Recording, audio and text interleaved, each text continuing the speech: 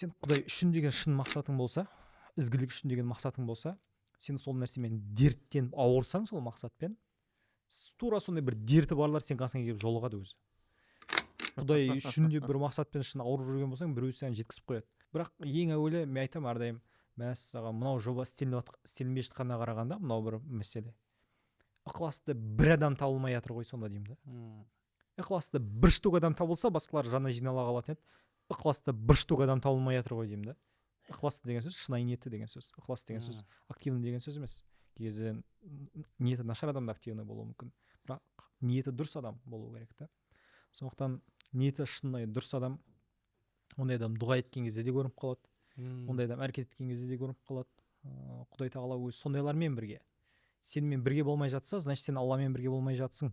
Сенің мақсатың бір жерде кетіп жатыр, ниетің бір жерде кетіп жатыр сенің. Кей кезде сен аузымен айта беруің мүмкін Алла үшін деп, бірақ сен ниетің мысалға Алла үшін кішкене жағдай дұрыстап алайық, кішкене ақшаны көтеріп алайық десең, неге ренжисің Алла сенімен бірге емес деп.